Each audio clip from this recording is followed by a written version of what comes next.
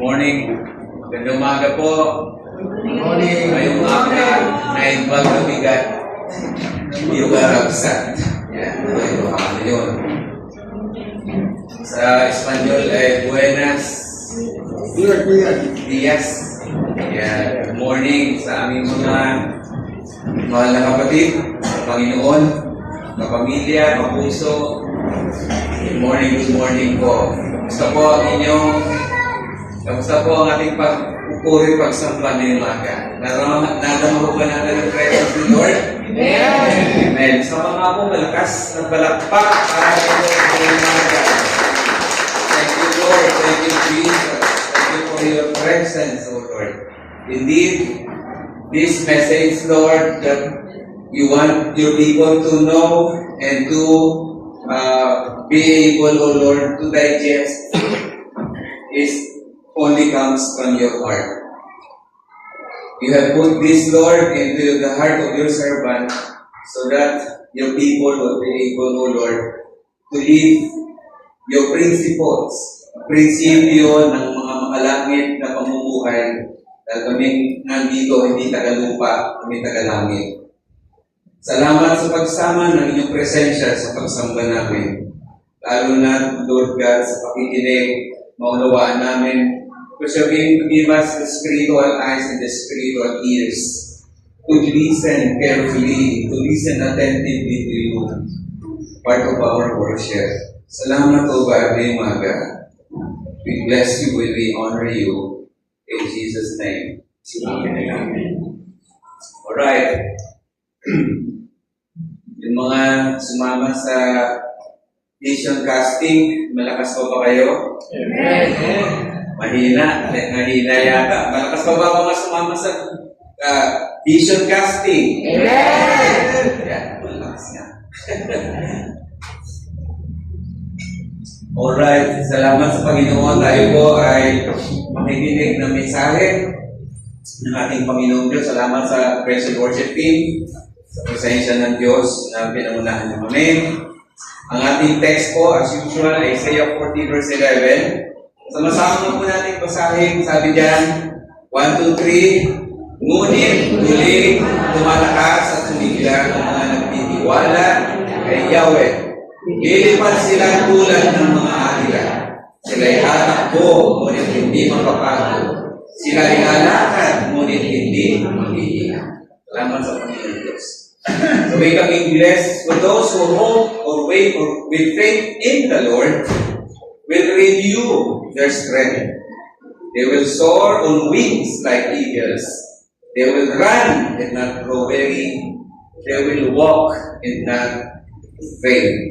So we can English po yun sa NIV version. Yeah. Next, sabi riyan, mahalaga, ang topic natin, mahalaga sa buhay ang may pagtitiwala kay Yahweh. Do you agree? Yeah. Mahalaga ang buhay na may pagtitiwala kay Yahweh. Bakit? Sagot po, dahil sila ay, sa verse natin sa text, lumalakas, sumisigla, nakakalipad kaya ng kanila, tumatakbo, lumalakad, hindi napapagod. Can you say amen? Amen. Lahat ng mga ito ay mangyayari. Lumalakad, sumisigla, nakakalipad, tumatakbo, lumalakas pala, sumisigla, nakakalipad, tumatakbo, lumalakad, hindi napapagod. Lahat ng mga ito po ay mangyayari. Kung may pagtitiwala. Pakita naman yung katabi, may pagtitiwala. Ayan, may pagtitiwala ba ang katabi natin, tayo mismo sa Panginoon Diyos ngayong umaga. Okay, so that's why we are here. Dahil may tiwala tayo sa ating Panginoon Diyos. Alright? May picture po dyan na makikita tayo. At mayroon po mga nasa oval. Ewan ko kung yan ay natutulog o natumba. Pagod. Itong isa na pagod yata. Mananghina. Kaya sinulungan siya ng kanyang running mate. Yeah. Galing no?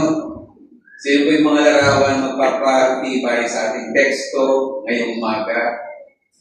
Ang tanong po, bakit nga po ba mahalaga ang pagtitiwala sa Diyos? May tatlong pong topic tayong tatalakayin. Tatlong bagay po ng mga dahilan. Una, sa text natin, dahil bibigyan sila ng Diyos ng lakas. Ang sabi diyan. Ngunit muling lumalakas at sumisigla ang mga nagtitiwala kay Yahweh. Totoo po yan. Ano po? Pero talakayan po natin dito, si Prophet Isaiah po ang may sabi nito, background mo dito talata na to. Dito po sa talatang ito sa Isaiah 40, chapter 40, ang mga Israelita po na kung saan si Propeta Isaiah at si Propeta Jeremiah, halos magka-contemporary propeta po yan, ay ginamit ng Diyos para ho alalayan, bantayan ang kanyang bayan ng Israel. Ang Israel po ay napapunta sa pagkabihag sa Babylonia. At sila po ay in 70 years, doon po ay naging kaawa-awa ang mga Hudyo. Kaawa-awa in a sense na sila po, lalo na yung mga remnant, mga matanda na, nagtatrabaho pa, na mga nakaranas sa maraming himala bilang bayan ng Diyos. Sila'y nanganlupaypay, sila'y mga nanghina. Sila doon ay nakaramdam ng lungkot at awa sa sarili. Sila'y nanghihina, wala nang sigla. Kaya nga po ang chapter 40 ng Book of Isaiah is all about comfort. Kaya po bababasa natin sa Isaiah 40 verse 1. When you, yan, review. Ang sabi diyan, comfort, comfort my people, says your God. Sila po dito ay nanghihina na. Ano po? Tama ba yung kinahit ko kulang yata? Naghihina na sila. Baliktad yung sila. Nanghihina na yung aking kamay sa pagtatay. Nanghihina. Comfort! Comfort! Ang sabi po sa verse 1 ng chapter 40, kaya ang buong chapter 40 po tungkol sa comfort. Nangihingi siya, humingi ng comfort. Ano sa Tagalog yung comfort? Ano sa Tagalog yung comfort? Paaliwan. Sila nangihina. Palakasin mo kami. Ano ang ibig sabihin? Comfort us, O Lord God. Para saan ba kayo? Ibig sabihin. Kinalimutan nyo na ba kayo kami? Sabi niya sa Diyos. So dito po, ang mga Hudyo, ang mga Israelite people, were so disgusted. Sabihin ng disgusted, sila ay talagang parang may kasawian sa buhay. Bilang pinili na bayan ng Diyos, hindi na nila nararamdaman ng Diyos. Ano ho? So, nahumingi sila ng comfort. Kaya sa chapter 26 and 28, ito ang kasabi ko eh. Ito naman po ang tugon ng Diyos. Sabi ng Diyos, verse 26, tumingala kayo sa langit. Sino ba ang lumikha ng mga bituin? Sabi ng Diyos. Sino ba ang mga sa kanila ay nagpapakilos? At sino ba ang nagbigay ng kanilang pangalan? Grabe ang sabi ng Panginoon dito sa mga Hudyo. Kapag kayo nanghihina at nalulungkot, anong gagawin? Tumingala. Saan? Sa langit. At doon makikita po ang mga bituin na nasa langit. Ang sabi diyan ng Diyos, sino ba nagpapakilos ng mga bituin na yan sa langit? Sino bang nagbigay sa kanila mga pangalan? Grabe yan, ang Panginoong Diyos magsalita. Magtanong, ano ba kung sino nagbigay ng pangalan sa lahat ng mga planeta na siyam? Sa ang tawag yan, galaxy natin? Kaya ang Earth ay napakaswerte dahil ang mundo, sa wikang Ingles ay Earth. Ang dulo niya na letter H. H. Baliktarin mo yung H, ilagay sa una. Ang mababasa mo ay heart. Kaya ang heart ng Diyos nasa mundo. Diyan ba kayo? Siya may-ari ng mundo. Kaya tayo, bakit po yun nangyari? Dahil mahal tayo ng Diyos. That's why John 3:16 that says, "For God so loved the world that He gave His one and only Son." Kaya sabi dyan, sino ba ang nagpapakilos ng mga yan, ng mga bituin, ng mga planeta? Sinong nagpapakilos niyan? Sino nagbigay ng pangalan dyan? Yan ang sabi ng Diyos. Dahil sa kanyang dakilang kapangyarihan, walang nawala sa kahit isa man sa kanila. Sa mga bituin at mga planeta ng galaxy, walang nawawala dyan. Sabi ng Diyos. Kahit isa man, yan ang sabi ng Diyos. Kaya kung kayo'y nanghihina, tumingala lang saan? Sa langit. Sa taas. Dahil doon nagmumula ang kaaliwan ng Diyos. Doon nagmumula ang comfort. Dito kasi sa mundo, pag dito ka tumingin, lalong dadagdag ang iyong problema.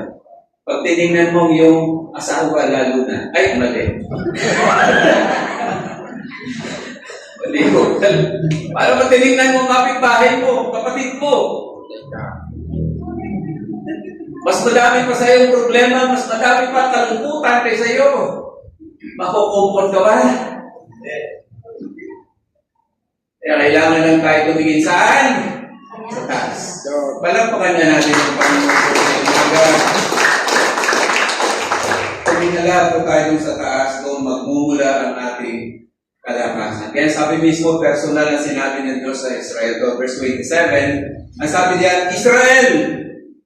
Bakit ka ba nagreklamo na tila hindi pansin ni Yahweh ang kabalisahan mo? Hindi inaalalayan sa kaapihang naranasan. Hindi totoo, sabi ng Diyos, Israel, na kayo inaapi. Hindi ba ninyo nalalaman?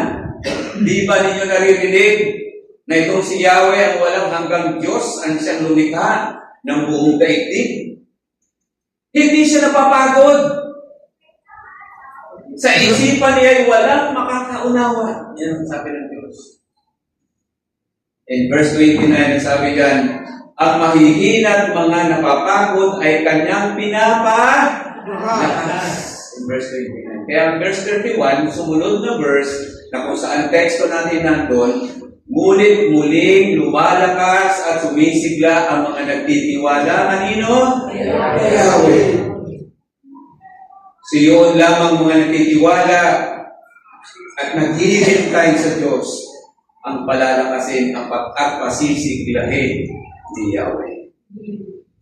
So this is the Word of God, not only for those people in the Old Testament who are in captivity, but also to the people of God dito sa KOTC.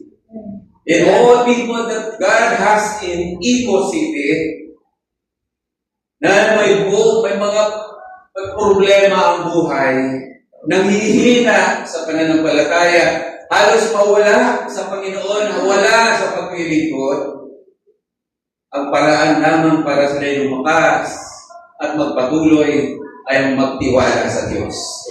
Palampakan natin ang Panginoon. Magtiwala at maghintay sa plano ng Diyos. Huwag pangunahan ng Diyos.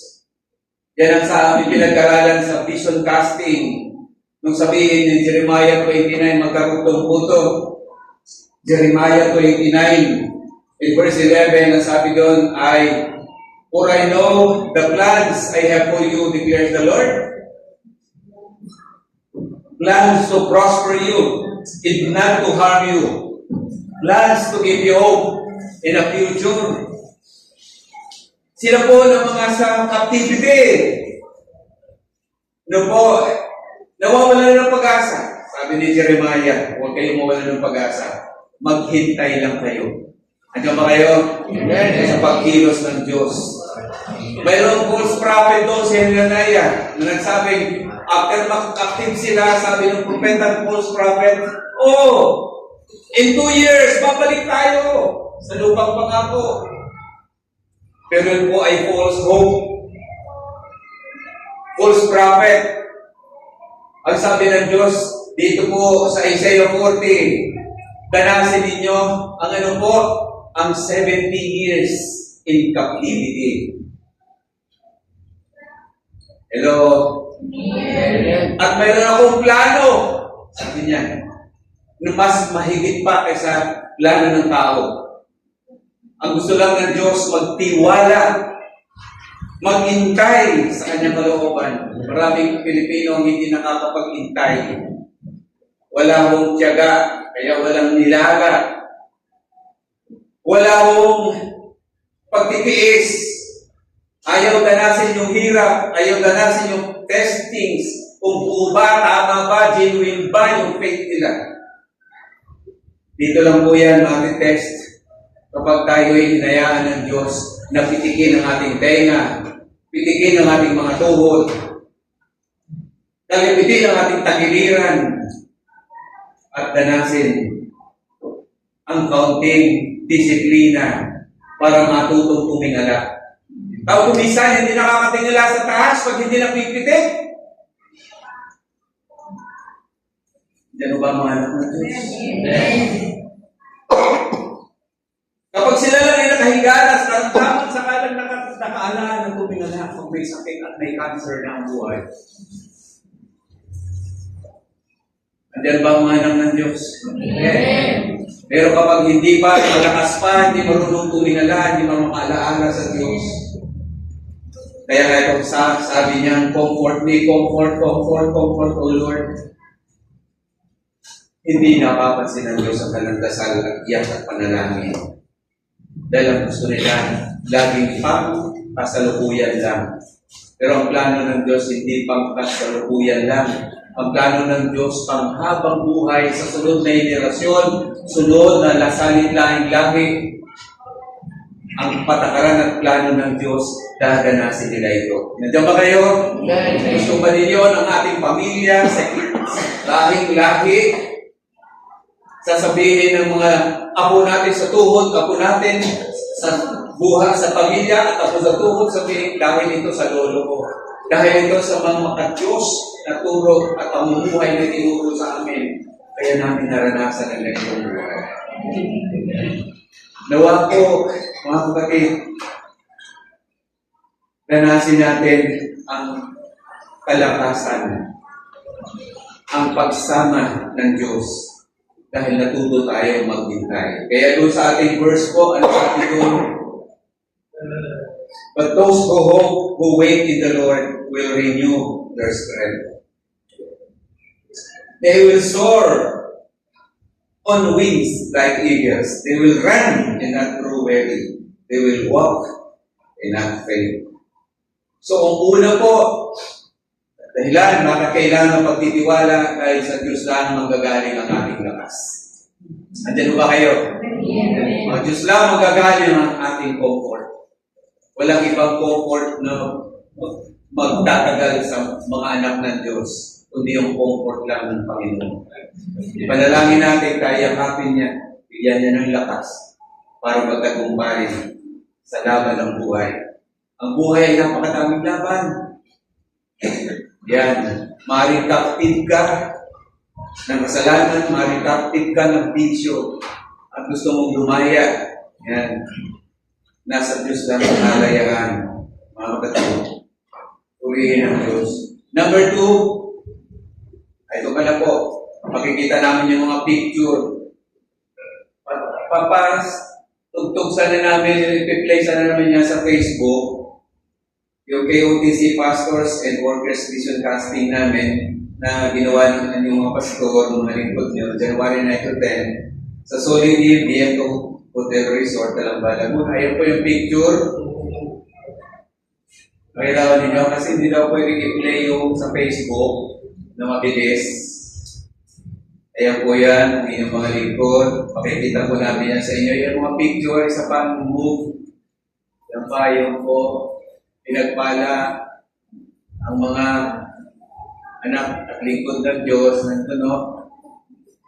Kita-kita ko yung biyaya at yung mundo.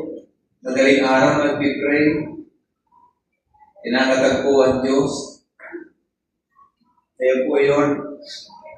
Yan, bakit po gusto po namin saan ipakita to? Sabi po kasi sa vision casting, nasa tao ang pagpaplano, ngunit nasa Panginoon ang pagpapasya kung magaganap ito, hindi. Kawikaan 16:1.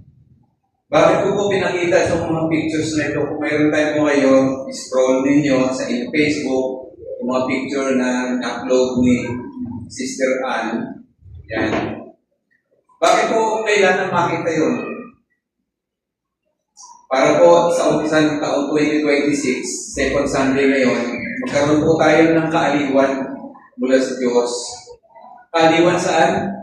Sa aliwan na ang Diyos ay sumasama sa ating buhay.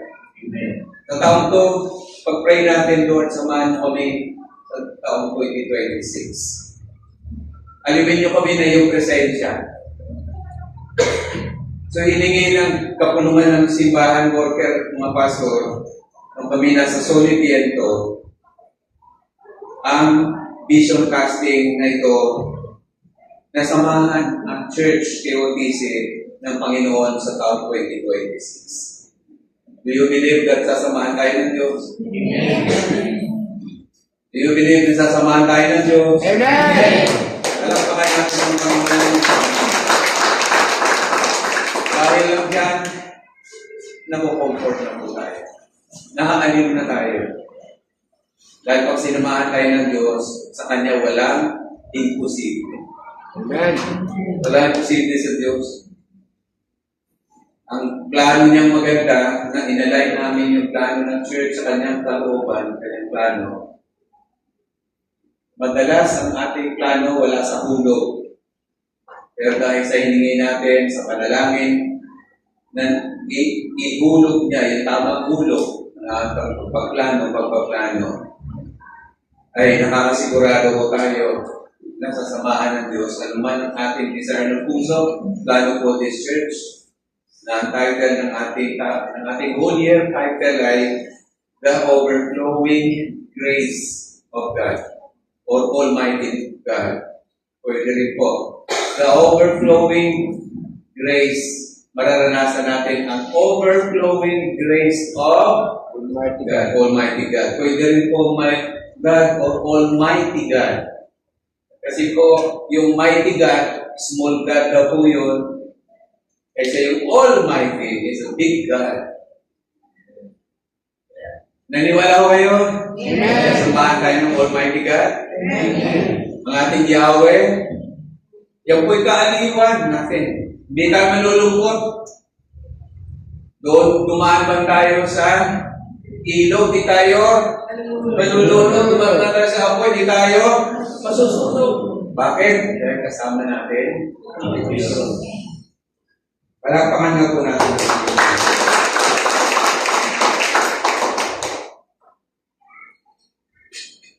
Ayan. So, nawa po yung number 1, magkaroon tayo ng kalakasan. Number 2, kung yung una po, magbibigay siya ng kalakasan. Pangalawa, dahil itataas tayo ng Diyos. Yan ang pangalawa. Itataas tayo ng Diyos. Kasi yung salita pong, lilipad silang tulad ng mga agila. Ito po ay hindi literal na tayo po ay magiging mga agila.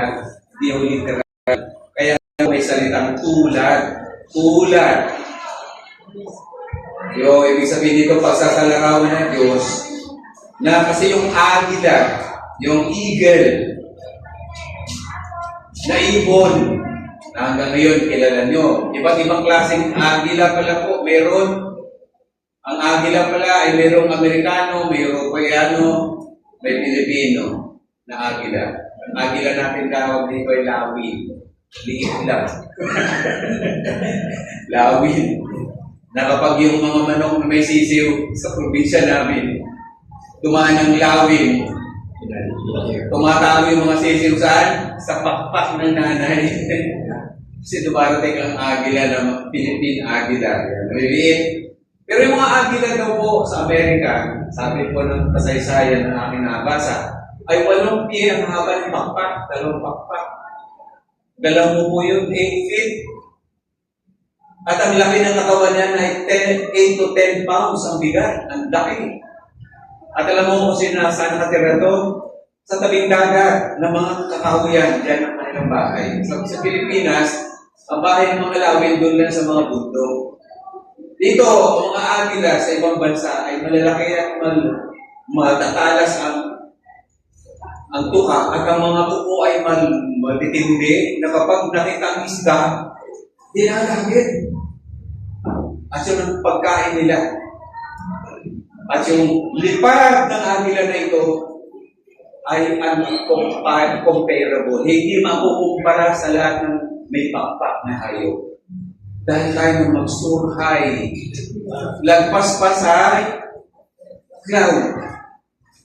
At pag nandun sa above the cloud, hindi na nila kailangan magpapayong-tambay. Sila nag-gliding na ho. Gumaganyan na lang sila. Agila, wala nang kahirap-hirap. Talagang sila ay lumulutang na lang sa hangin. And they can fly without any effort. Hindi na napapagod. Why? Because nandun sila sa taas. Hindi na nila kailangan pa mag-exert ng effort at wala ng pagod. If they're already there, up in high, on high. At itong mga agila nito ay kayang pumunta sa about 100 to 200 miles away mula doon sa ugat nila. At makakabalik pa yan. So, kamamhamang ang agila. Therefore, no mention ito ng mga propeta. Na nawa tayo maging kagaya ng mga agila. Bakit? Dahil sabi nga dito, ang point number 2 natin, dahil itataas tayo ng Diyos. Lilipad tayo ng kagaya ng mga agila. Larawan ito ng agila hindi napapagod. Larawan ito ng agila kapag itinaas sila, nakataas sila sa hangin, doon sila nakakapagpahinga. At itong mga agila ay simbolo na sila ay kayang mag-over sa problema sa buhay. Kapag mataas na, wala nang problema. Lahat ng bagay sa mundo, nag-i-struggle to na mabuhay. Ang mga ukod, nag-i-struggle na hindi ang pwedeng kumilos para mabuhay. Lahat ng hayop, they need to work on to live. Struggle. So, striving and soaring is so different. 2 kinds. Yung soaring on high and yung striving to live, iba. Napo, tayo masama doon. Tayo nag-struggle to live, mabuhay. Mag-struggle ka para sumikap ka para mabuhay, para kumain. Pero dito po, tulad tayo ng Diyos sa agila nasa taas, above doon sa mga struggles ng buhay, doon mo makikita ng Diyos siyang iyong kasama. Diba yun? Gusto ng Diyos yun, maranasan natin. Tinataas niya tayo like agila na nakakalipad. Hindi napapagod. At alam ba ninyo ng agila, pagka may pugad yan at may sisiw, alam niyo paraan ng nanay na agila, kukunin niya yung mga sisiw na tumutubo ang pakpak. Dadalhin niya doon sa himpapawid. At pag nakita na niya na mataas na, iuhulog niya ang kanyang mga anak na may develop ng pakpak. Iuhulog niya bigla. So, kaya natatakot yung anak na agila. Pero ano niyo ba? Bago bumagsak sa lupa ang nanay, agila nandun na para saluhin yung anak. Para maligtas. Ganyan ang uri ng ating Diyos. Ganyan ang agila. Yung mga anak ng agila, pag siguro inalpasan ng nanay sa himpapawid at nahuhulog. Maraming beses hinuhulog ng nanay ang anak. Pinapapractice niya para lumipad. Ganyan din po tayo, mga anak ng Diyos. Kuminsan pinaparanas ng Diyos sa atin ang tayo nahuhulog. Pero huwag mabalisa, bakit? Willing siyang saluhin tayo sa baba. Palakpakan na natin ang Panginoon. Inaayaan tayo ng Mother Agila na i-practice natin ibuka ang ating mga pakpak. At kapag naibuka natin ang ating mga pakpak, natututo tayong kumampay. Andiyan ba kayo? Amen. Pag hindi ko ninyo ipinukaan yung mga pakpak at matutong kumampay, siguro sa mga 50 beses na kayong ihulog ng nanay Agila at hindi pa kayo natututo, sasabihin ng nanay Agila, bahala ka sa buhay mo. Dahil gusto ng Diyos tayo matuto. Amen! Palakpakan natin ang Panginoon. Pagka binatawan ng ating Diyos na nasa itaas, bigla niya tayo binitawan, anong gagawin mo? Magtiwala. Andiyan ba kayo? One word, keyword, magtiwala. Isang istorya. Isang tao nahulog sa bangin isang gabi. Buti na lamang nakakapit po siya sa puno ng kahoy.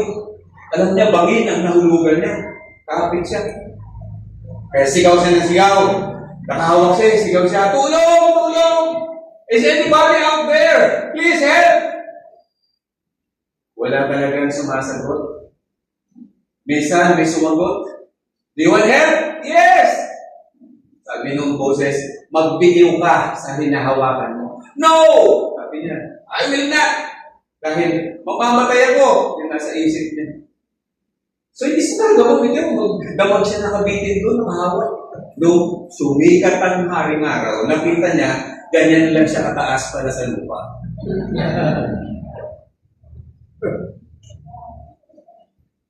Minsan po, sumisigaw na ang Diyos ng tulong para sa atin. Pero hindi natin siya sinusunod. Andiyan ba kayo? Amen. Sinong napagod? Ang Diyos o ikaw?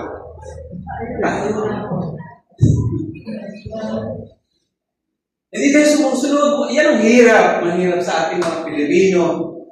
Hindi sumusunod. Walang pagtitiwala. Kulang sa pagtitiwala. Hindi tayo agad-agad na natututo yung sarili nating idea, sarili nating bulison, sarili nating idea ang sinusunod. Kahit may boses lang, may salita ang Diyos sa atin, effect. So, nawa matuto tayo, once na tayo tinaas ng Diyos, may panahon, tinitawan tayo niya. At kailangan lang niyang makita sa atin. Ano po yung word? Magic word? Tiwala. Sabihin natin, anong magic word? Pagtitiwala. Kanino po? Sa Diyos. Simple po yun eh. Sa Diyos. So yun ang nangyari sa mga taga-Israelita.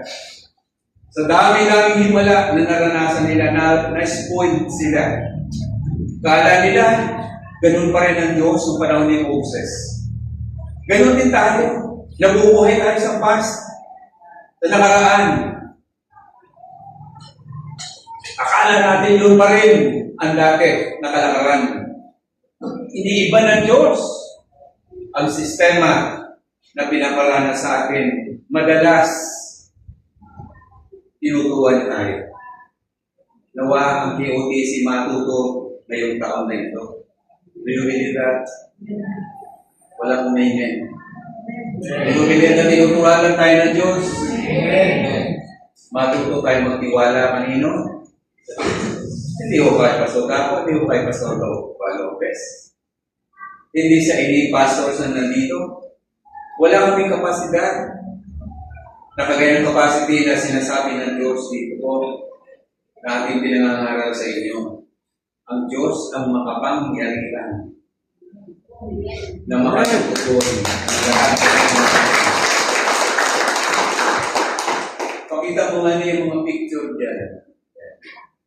Isa pa po. Yan. Wala yung picture nga pala, hindi ko na ipakita. Yung picture din kanina na ganito, yan po, yung agila. Yan po. So, sige po, number 3 na po tayong point.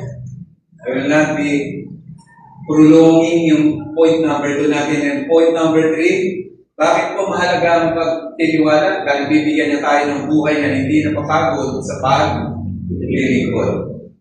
Kasi sabi po sa pangatlo ng verse natin, sila ay tatakbo ngunit hindi magpagod, sila lalakad ngunit hindi nang hihina. Ang context po dito sa Isaiah 40, mayroon pong verse 5 hanggang 8, verse 13 to 15 and 17. Sabi po dito, unahin natin yung verse 5. Mahayag ang kaluwalhatian ni Yahweh. Ito po. Gusto ng Diyos na makita ng mga Hudyo ang kaluwalhatian ng Diyos. At makikita ito ng lahat ng tao. Si Yahweh mismo ang kapidihan nagsabi nito. Yan, next slide. Sabi niya po, magpahayag ka, sabi ng Diyos sa propeta. Magpahayag ka, ang sabi ng tinig. Ano ang ipapahayag ko? Sabi ng propeta. Sumagot si Yahweh. Ipahayag mo na ang lahat ng tao ay tulad ng damo. Ang kanyang buhay ay tulad lamang ng bulaklak sa para. Natutuyo ang damo, kumukupas ang mga bulaklak kapag sila ay nahipan ng hangin mula kay Yahweh.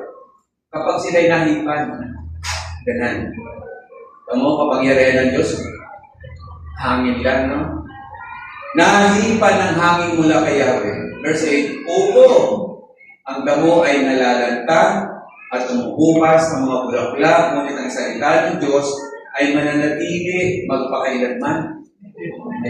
In verse 13, sino ang makapagsasabi ng dapat gawin ni Yahweh? May makapagturo ba o makakapagpapayo pa sa Kanya? Sino ang Kanyang pwedeng sanggunian? Sinong nagturo sa Kanya ng landas ng karunungan? Sinong nagkaloob sa Kanya ng kaalaman, ng paraan upang makaunawa? Ang sagot natin dyan dito, wala. Tayo ang gustong nagsalita niya. Sino makakapag-compare sa kapangyarihan ng Diyos? Ayan ang tanong dito ng Diyos. Sinabi niya sa mga propeta na sabihin sa mga Hudyo. And verse 15, sabi rito, sa harap ni Yahweh, ang mga bansa ay walang kabuluhan, tulad lang ng isang patak ng tubig sa isang sisidlan. At ang mga pulo ay parang alikabok lamang ng timbang. Sa kanyang harapan ay walang halaga ang lahat ng bansa. Tinuturo ko ng Diyos dito sa mga Hudyo, pinapasabi ito sa mga propeta sa mga Hudyo, na ang lahat ng bagay meron sa mundo walang halaga. Ibig lang sabihin, huwag pagtiwalaan sila. Yan ang gusto niyang ipakita sa mga Hudyo na pinili niyang bansa. Yan ang gusto niyang ipakita sa mga Kristiyanong pinubos ni Kristo ang buhay. Na huwag magtiwala sa material, sa mga pinag-aralan, sa trabaho, sa lahat ng mayroong na temporal sa mundo. Dahil walang kwenta yan, sabi ng Diyos. Saan ka dapat magtiwala at pagtiwalaan? Siya na may dalang ng lahat ng bagay sa mundo! Hallelujah!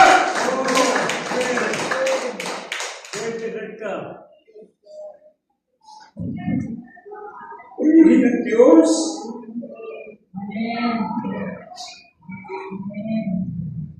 Wala tayong laban sa Panginoon. Wala tayong pwedeng kuning magtanggol sa ating buhay kahit bansa man yan. Hindi dapat magtiwalaan. Ano ang bagay na meron ka sa buhay? Iwala naman sa Diyos. Kung nanghihina tayo, may Diyos na mas malakas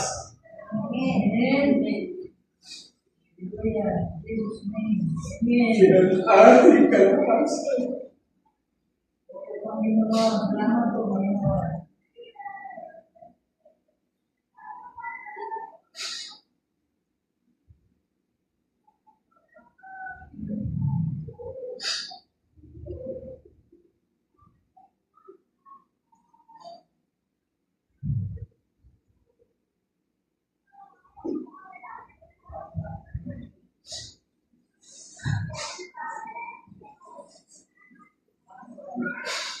Sa ating pong konklusyon, kung noon ng bansang Israel ay pagpagihinang po kay Yahweh, hindi rin po malayo sa panahon natin ngayon kung matindi ang pagsubok na meron tayo sa buhay. Hindi rin malayong isipin, pinababayaan tayo ng Diyos, nakakalimutan na tayo ng Diyos. Pero kapatid, hawakan natin ang pag-aamo natin sa Panginoon. Amen. Sabi ng Diyos, nandito lang ako na hold on, hold on. May better plan ako para sa iyo. Magtiwala lang, maghintay ka. Ito lang ako sa iyo. Patuloy ko kayong palalakasin. Patuloy ko kayong itataas sa mga hamon ng buhay na gaya ng sa agila. Nililipad kayo. Nabibigyan kayo ng bakpak. Makakayanan ng lumipad. Patuloy ko kayo bibigyan ng lakas upang hindi tumigil sa paglilingkod.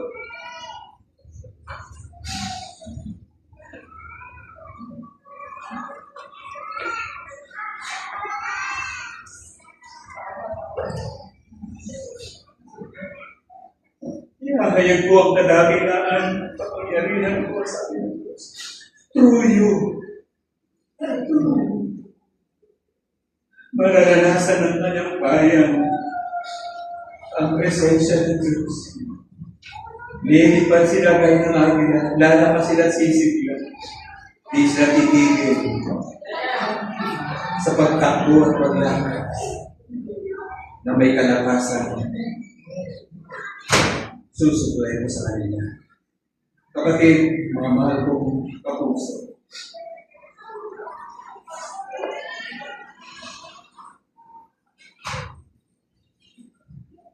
totoo ba sa kanta natin, hindi ko kaya mabuhay kung wala ka sa buhay ko? Ito yung kantang kinanta natin kanina. Kaya mo bang mabuhay kung wala ang Diyos?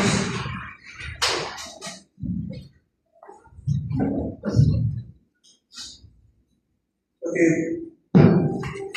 2026, maging puno ng hamon. Pero huwag kayong bumitis. Huwag kayong bumitis, magtitiwala sa Diyos. Mahalaga sa buhay nito, kapatid. Sabi natin ang presensya ng Panginoon as we sing this song again.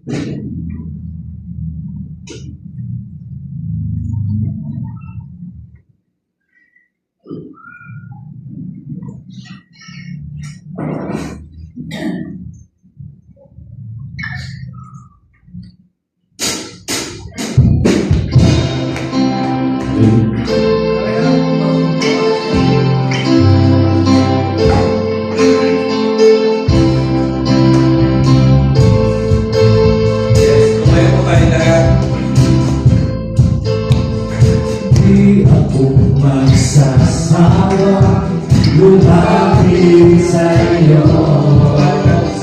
araw at gabi ang buhay ko. Ikaw ang nais ko, dahil ikaw ang aking kalakasan. Kalakasan ang buhay ko, di ko kaya mabuhay kung wala sa piling ko. Di ako lumapit sa'yo, araw at gabi ang buhay ko. Ikaw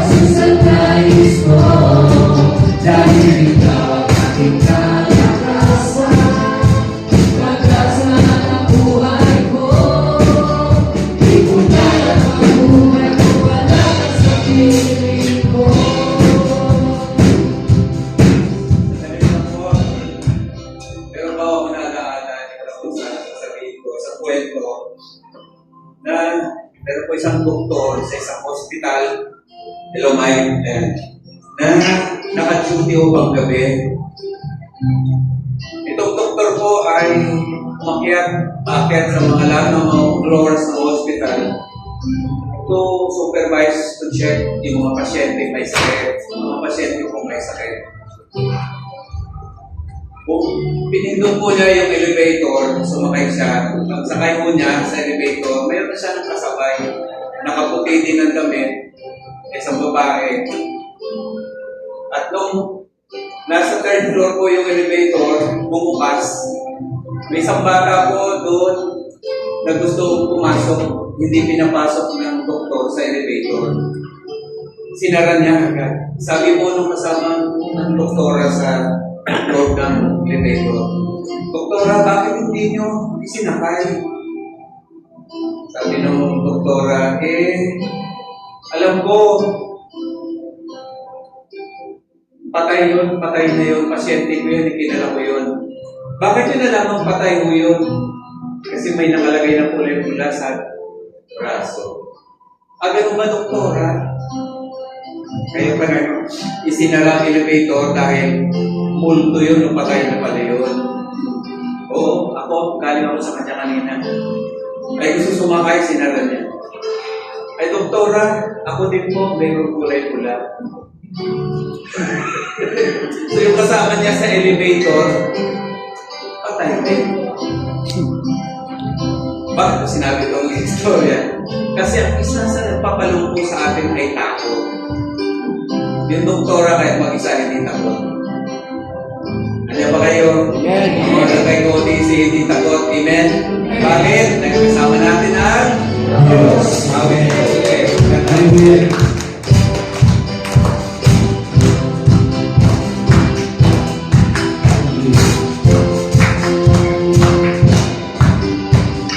Hindi ako magsasawa lumapit sa iyo. Araw-gabi ng buhay ko, ikaw Jesus ang nais ko. Dahil ikaw ang aking kalakasan, pag-asa ng buhay ko. Di ko kaya pamuhay kung wala ka sa piling ko. Ay po mag-pray, ang Diyos sa aming Ama, itong mensahe na ito na iniwan mo sa amin ngayong umaga, ang kalakasan namin ay galing lang sa iyo. Hindi kami titigil at hindi kami matatakot. Ano man ang dala ng paglalakbay namin sa mundo, ang gagawin na namin, magtiwala lang sa iyo. Salamat sa mensahe sa Isaiah chapter 40 verse 31. Samahan mo kaming lahat. Huwag mo kaming iwan. Ahawakan namin ang iyong mga pangako. At maraming salamat po Diyos. Sa iyo ang papurihan, kalupalatian. Ito'y aming panalangin in Jesus' name.